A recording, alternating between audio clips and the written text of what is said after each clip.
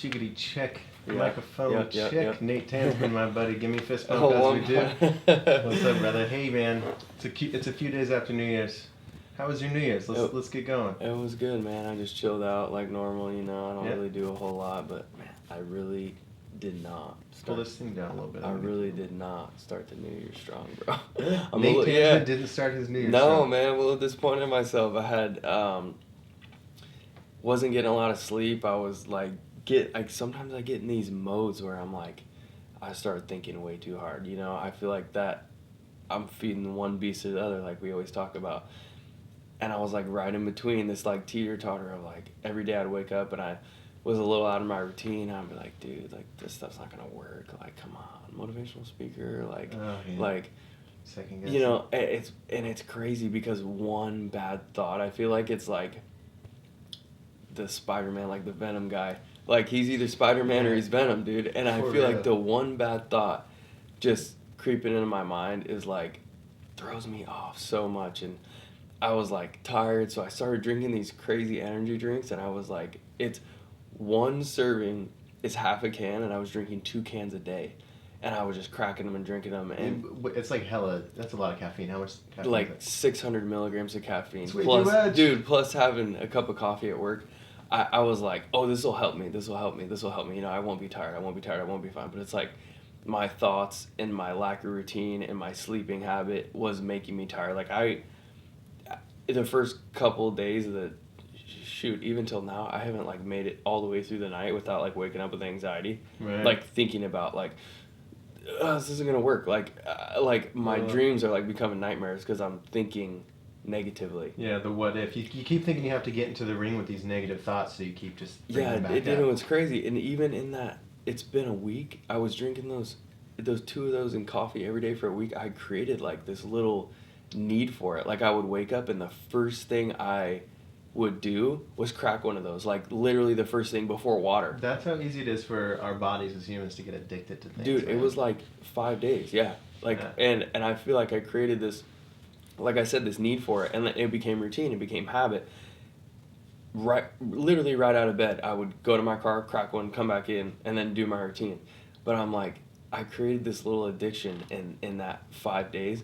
And dude, I almost had to go through this little like withdrawal of getting off them. I figured out what it was and I cut them out, and the next day I could barely get out of bed. It was crazy. And I feel like even though it was a negative thing, it really was, I could almost see it as a win because I'm like, okay, how fast can my body get addicted to something positive? Like if I wake up every day and first thing I do is read my word, first thing I do is read my book, first thing I do is like 5 days, and I'm already creating a little habit, or I'm already creating something that is positive.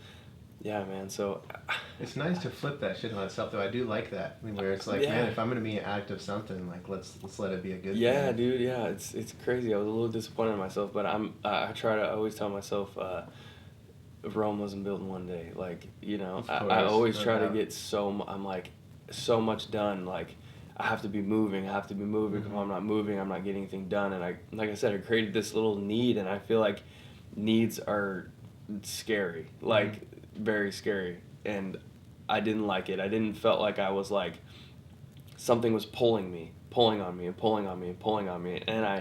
and it took me back like to needs that I had before, and it was like PTSD, bro. It was a little scary. Like I was like, oh my gosh, like what I used to. I like got out of my zen and I got out of my zone, and I was like a little thrown off, and I was like, oh my gosh, like I remember what this felt like when I was like I had a need for like women and attention and all this stuff, and it was like I said, like a flashback, and it was scary, bro. Right. Yeah. You get pulled right back into like the things that you almost get so much momentum towards just something. Yeah. You don't even realize. It's like 5 days later, you're like, oh shit, what is the momentum towards? Like, what am I? Dude. What was I just running at for a few days? What am I thinking about right now? You know, you got to stop yourself. But you did those the thing. I mean, think about you could have gone months, you know, without like shit. What have I been up to? Dude, you notice a couple days, reset. Thank God, dude. I used the mirror. The mirror was it. I was like, dude, what is going on with you? Like. And it's crazy because people think that that's nuts, and people think that that's corny, and people think that's cliche, but that really works. Like having a conversation with yourself and being honest, bro. Like, being honest, that is so hard. Like, holding yourself accountable, like, holding you under the knife. Like, it's crazy. I look at myself, like, you know, in a management position, and I'm like, do not hold people to a higher standard than you hold yourself. And that is what It's important. it is, because think about, like, when you have those people that you work for in their past, and they're just on their high horse, and you know the second that they come out and yell at you or tell you you're messing up, they go back in the office and they dig in their Cheetos and they're you know what I'm saying? And so that was huge for me, as like being a leader, like, and continuing in my future being a leader. I'm like, dude, you cannot hold people higher than you hold yourself. Like, that standard, like, hold yourself accountable and then bring people up to that. But do not, like, there's days where I'm like, oh man, you know, sometimes I'm not feeling it, and I'm like, all right, I'm gonna lay off everybody. There's a difference, and I feel like those times when I've had other people and I can feel like they're having a bad day, that's when they're on their employees. And with me, it's the opposite, because I'm like, I can't get on you if I'm not getting on myself. Right. And so sometimes I feel like I can't show up fully either, like some days. And that mirror is so important. Yeah. It's so important to get. And I was like, dude, what is going on? Like, why are you out of routine? What have you changed? What is different? And I was like, boom, these drinks. Caffeine. And I was like, holy cow! Like, get rid of them. They were in my car. I took them out of my car, and put them in the garage, and that was it. Like, that's a habit thing we were talking about. I used to have water in like my back seat of my trunk, and if you're like, oh, I need to get better at water, if you always have it like right behind you, you're gonna grab one the second you think about it, you know. But if it's a diet soda, or if it's something an energy drink, you're also gonna grab that too. Dude, so setting yourself up to succeed. Yeah. Like, you really have to set yourself up to succeed. I don't do it, but my roommate, he sets out every single tool, pot, pan, everything, to make himself breakfast every morning. Coffee cup is next to the pot. Like, the second he gets up, there's no like, oh, I better make breakfast. It's like, it's already everything's ready to go. We talk about making your bed, so even if you have the whole day that gets away from you, you come home to a made bed. He's like reversing that. He's like, dude, I'm starting no matter what. Yes. I had a nightmare last night. I woke up, I'm ready to go. Yeah, and I feel like it little tiny wins. I call it feeding the fire. Like, you don't start a big fire with big pieces of wood. You start with kindling, right? Yeah. You throw the little pieces in there. They catch on fire. You keep throwing little pieces. Then you can throw the big pieces, right? Yeah. You got to get momentum. Yeah. You got to get momentum. And I think even the smallest way of setting yourself up, like when I make my bed, dude, if I have a horrible day, which I don't ever look at it that way, to have a horrible day, but if I come home and I'm like, dude, things like, weren't 100% working in my favor today. My room's, but my bed's made. Like, I'm like, okay, cool. You're gonna get into your bed and your sheets are gonna snuggle you. Yep, relaxing. Be all sloppy and loose. They're gonna accept you. They're gonna love you. Exactly. Yeah. So, just setting yourself up for success and setting yourself up to get a little win is so important, and that's important for your goals too. Like, what are you working towards that you can do something small today, that you can do. Any kind of research you can do, any kind of reading you can do. I need to make it a better habit, but I always do. I feel like I have a little lack in the reading department, so I would like to read more, but I'm on YouTube every single day, watching speakers, studying speakers every single day. I think that there's things that you cannot learn from the internet that I need to learn from books, and so I need to get a little better at that. But dude, every single day, on all of my free time, all of my idle time is spent studying speakers and studying how to prepare a speech, because like I said, I wasn't great in the school department because I didn't try, so I didn't comprehend anything, you know. That's something that I need to boost, is that the little educational pieces on how to structure a speech, on how to prepare a speech, on how to hook a speech. Like, I know I can talk, and I know I got the experience, but it's putting it together, not rambling, because I'll get going. Like, I can talk for an hour. Like, you know. I mean, dude, and you get better every time, like, you have conversations like this. You just get better and better at, like, okay, I was going off for a while, but remember my subject? Cool, bring it right back. Yeah. I mean, you know, conversation that's long form is kind of an art itself. It is. You know, a lot of people are like, oh, I'm afraid of public speaking, but a lot of times it's not so much as being in front of everybody. It's because there's not really situations in our life where we're able to just talk about a subject that we actually know a decent amount about for 45 minutes straight, and people are like, okay. Because we live in such a world where we want to condense everything, right? Everything Exactly. needs to be less Yep. than that. But Yeah. you can't be like, hey, can you tell me what that book's about, and point at the Bible? You know what I mean? Like, you can't just say it in one sentence. There's so much into Yeah, it. that's that new social media era, bro. Mhm. If you like, you know what's crazy is that when people, especially people that I follow that influence me, if they post something and I see it on Instagram where it says read more, I'm reading more. I love Like- reading more. like- That's my favorite thing to do. Read more, man. Dude, if Love you clicking on that. right, because if people don't read that, Mhm. and what's cool to me is like I think these long conversations for myself. If you want to have those long conversations, like you said, about something you don't know about, you can't go in on it. Like there's no way you can have a long, conversation that's any kind of intellectual or in depth if you don't know anything about it. And the cool part about me is I get to talk about my life. Right. Like, how can I not talk? How can I not know? There's no factual to know. There's just, this is what I've been through. This is how I got out of it.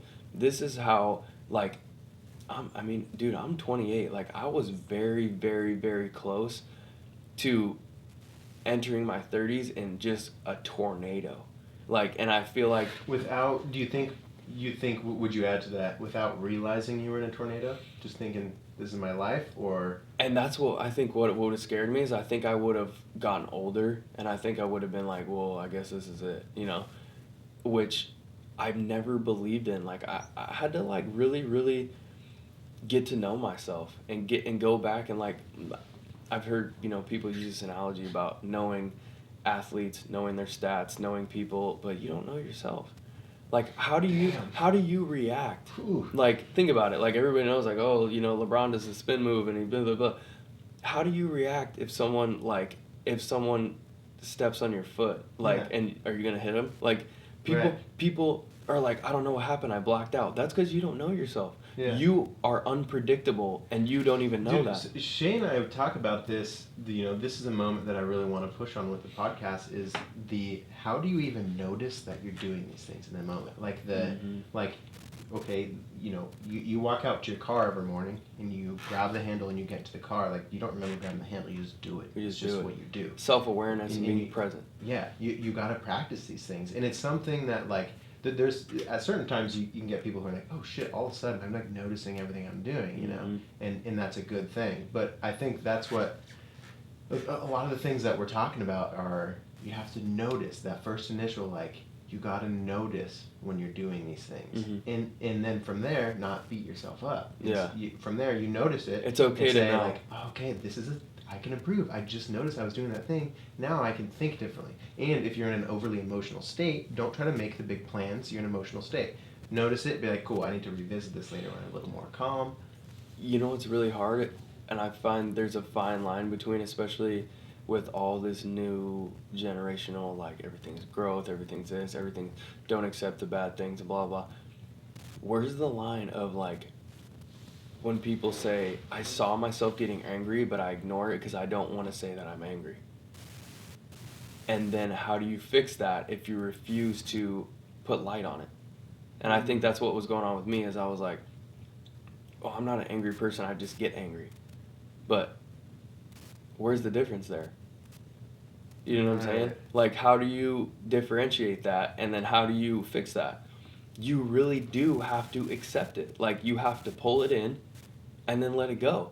Like, I did have to pull that in. I had to, again, do the mirror. Dude, why do you get angry when this happens? Because you do. Let's be honest. You get angry when this happens. You get sad when this happens. You don't get out of bed when this happens. You have to pull that in. And I think pushing those experiences away and not, or those feelings, or those times, and when that happens, or that spark, when that anger comes, or that sadness comes, or depression, or whatever it may be, you have to suck it in first. Like, and I think that's what people are afraid to do. Like, oh no, I won't accept the fact that I'm angry. I won't accept that. I won't accept that. Yeah. But you are. You see it and sit with it and know that you have the strength to sit with it. And then why? Why is this happening? Yeah. Why does this trigger me? Why does this trigger sadness? Why does this trigger depression? But again, not all in that moment. Exactly. Yeah, that's because this is a huge thing I emphasize for myself, because that's a good way to get into the victim. For me, I would be like, why is this happening to me? Of course it's happening to me. You start answering your questions while you're in despair, and you have backup on your fear now. And anxiety too. And anxiety because too. then you're like, oh, I'm angry, and this could be because my dad, and this could be because my friend, and Yeah. dude, it's like a whirlwind. Just notice I'm angry now, and I know that that doesn't benefit me, so I'm going to work on taking care of that, controlling my emotions. And then later, when you're feeling better, maybe even out of that situation, all right, what was going on here? And I feel like that can also charge the situation in itself, where if it does, anger comes up, if you start thinking about all the things and why you could be angry and analyzing it right then, that can just put like a push in the back towards doing it. Right. Because then again, you start affirming why you're angry. You start justifying why you're angry, and that can charge you up. And I do that. I will get in, and I was like, I'll feel a feeling, I'll bring it in, let it go, and I think about it at night. Like, why are you feeling angry today? Like, why did that situation and what that? And I realize it comes down to, if for me, taking things personal. Like when people say stuff or people do stuff, like, this is so important to personal growth. Do not take anything personal. Right. So important. People project just as you do. Whatever is going on inside you is what you are bringing outside subconsciously. Whether it's on your the forefront of your brain or not, the subconscious controls so much more than you think. And people portray things that they are going through. And when they do them to you, they are not doing it to you. They are doing it because of how they feel. And I tell people this all the time.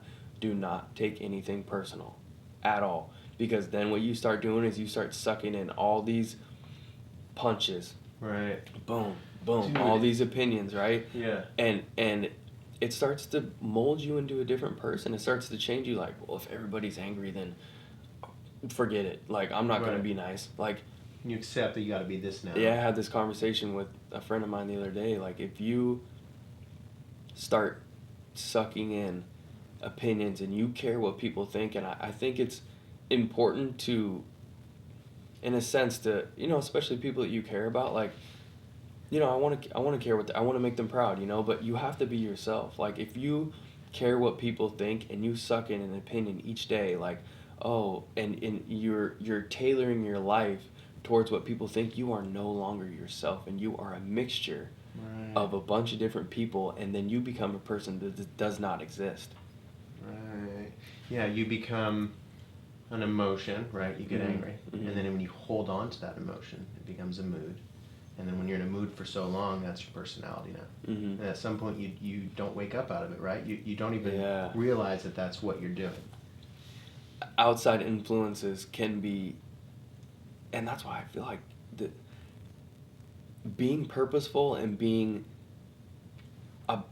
purposeful about your life, like who you surround yourself with, what you tell yourself, like, this is so serious and people do not take it serious. If you are around toxic people, you're doomed. Like, if you really are, man. like, you That's really no are. doubt. Like, if you are toxic with yourself, how are you gonna be happy? How are you gonna have picture of yourself? How are you gonna have joy? Like, I really, and it's the opinion, not only the opinion of other people, but the opinion of yourself. Whatever you tell yourself, you are. Like, I am angry, you're going to be angry. Like, things can be reversed. And like I said, people think it's cliche, and people think it's a joke, and people laugh at me, but, like, tell yourself good stuff, and surround people that are going to tell you good stuff too. People that are going to be honest with you, but people that want to see you succeed, and people that want to see you eat. Because, like I said, if you suck in opinion after opinion and you wake up every day motivated by what somebody else thinks, I have to get this because of this. I have to get this because I have to impress so-and-so. I have to do this because they're doing that. You're driving your life in a direction that you don't want to go. And I promise when you get there, wherever you're going, you're going to be unsatisfied. And that happened to me. I drove my life in a direction where I was worried about money, and I was worried about a house and a car and that American dream. And I woke up one day and I was like, wow, I hate this. Yeah. Like, I I looked just because I felt like I wanted to. I was in the 22% of Americans that made the amount of money that I made, and I woke up and I was like, I am so unhappy, and by any means it wasn't a lot but it was enough that I could have had whatever I wanted. Yeah. Anything that You're was supposed to be fine. anything that was on my list that I wanted to buy or that I wanted to do, I had the money to do so. And I looked back and I was like, I hate this. I hate this. The job that I'm working that gives me this, I don't believe in. Like, this lifestyle that I'm building right now, like, I lived in this beautiful home and that I could afford to live in. And, you know, I had a car and I had 3 bikes. And I was like, dude, what is wrong? Right. This is everything you said you ever wanted. That's why I tell people, be careful what you ask for. Because I think got it. It's everything everybody else convinced you that you wanted, maybe. Exactly. And I was unhappy, dude. And that's why, like, I use this F money. Like, forget about it. Yeah. Like, forget it. Because, for what? But you have to experience that. And I feel like the people that chase it and chase it and chase it, either they have a picture in their head that's different, so it takes more to get there, which is fine. But I was like, I looked back one day and I was like, wow, you have everything you want. Right. Or if I wanted to go out and get it, I could. Like, I'd look at my account or I'd look at my financial situation. And I was like, oh, I could, you know, I didn't want to buy a house at that time, so but I could have bought the truck that I wanted. I had 3 bikes. Like, I had exactly what I thought I wanted. And I was like, what is wrong? Because happiness doesn't come from outside. Happiness comes from inside. Well, it's not this thing that we eventually arrive at either. There is no destination. Yeah. There's no destination, and that's life is in between. Yo, dude, I heard this thing the other day. You'll dig this. I think it's a poem. The essence of the poem is, like, say someone was born in 1912 and they died in 1980. Their life is just the dash in between on the tombstone. Just the dash. Oh my god. Dude. Isn't that beautiful? Tripping me out. That's their whole life, man. That's. Wow. And that's so true. There's also with the word dash right there, if like don't make it a dash, there's some sort of like extension we can add to that already very pretty poem there, but yeah, it's true, man. That's all life really is. I was listening to a podcast the other day, and this guy was using this metaphor about changing your eulogy. Like, what do people read when you die? Right. What do people read when you die? And I had my grandma just passed away last year, and one of our family friends wrote it, and he read it, and it was like the most beautiful thing ever. Like, dude, my grandma didn't leave the house for like the last couple of years of her life because she had Parkinson's, and she was just like, she was in a wheelchair and she was bedridden, and there was so many people at her celebration of life, like 60, 70 people. My grandma hadn't worked for like 50 years or so, like when she was in her, I don't quote me, anybody in the family, because I don't know exactly when, but a business owner that she worked for in her 30s and she died in her 90s, wow, read that she passed away in the paper and showed up. That's wonderful. Dude, we forget that life is like that, though. I literally looked. We forget that it's long. Nobody knew who this guy was, right? And so my dad walks up to him and is like, hey, how are you? Like, what's your name? And I can't remember what it was. I can't remember what business it was, but he was like, I used to own the place that your mother worked at when she was in her 30s. Damn. Dude, what? I want that. Because I'm doing the best I can to catch up, but if I passed away right now, it wouldn't be like that. Mm-hmm. Which is sad to think about, but it's only up from here. But that's crazy. It blew me away. Like, I needed to hear that in my life. I needed that. I needed to hear what people had to say about my grandma. Like, and that changed it. And I was like, whoa, I gotta flip the script. Right. Like, because what people have to say about you right now, it ain't gonna be beautiful like that. Well, dude, and look at all the people, like, there's countless people that you and I both study. Like, I think even Oprah's one of them, who's like Beyonce, who didn't get successful. They didn't start, like, they were just, living their life. And then, like, the age of 30, They're Boom. just like, they had some like, okay, shit, I gotta flip it, and then all of a sudden you see their next few lives start to just build up. It's crazy. And it's not that they were doing nothing before, but it's like you didn't, you know, their expectations of themselves were likely lower, and then they're like, they set that standard. Yeah. Said, I can do this. I this work can be paying off. Exactly. Yeah. It's like that. I feel like you said, life is just to be lived. Like, and to do the things that you love. Like, dude, I wouldn't trade any kind of money over these experiences that you and I share at all, bro. Like, I really wouldn't. Like, Appreciate that. doing this podcast and like being authentic and talking to people and getting to share our stories and getting to do the things that we do. Like, that's what's people can't connect with you if you're real. And if you think about it, everybody that likes somebody, everybody that looks up to someone is because they connect with them. Like I said, if you suck in opinions and you become a different person of all these opinions and all these drives that are coming from outside sources, you're no longer yourself, and how can people connect with you? Right. They can't. They cannot connect with something that's not authentic. That's how you build this, like what we're trying to do. That's how you're going to build the podcast. That's how I'm going to build the speaking. If I am not 100% authentically myself, how can people connect with me? That's what's going to get that following. That's what's going to get my business going. That's what's going to get your podcast bigger. Well, it's something I've definitely learned, like many years of DJing too, man. I mean, there's certain gigs that you go in as a hired DJ, but there's certain other times where if you're going in as a hired, like your alias, your name, like I'm going as DJ Chronos, Yeah. they want like a certain kind of set, there's a certain kind of vibe. But if I try to like let me play it safe, I don't want it like. I don't want to take it too hard, or I don't want to try this thing that I might fuck up on, and then they're going to judge me. Like, those sets don't go off, though, but the sets where I challenge myself and I'm just real and I'm up there and like, fuck, if I fuck up, I fuck up. Yeah. They can feel that, man. They know when I'm like, I'm being my true authentic self. It extends to every area of our life, man.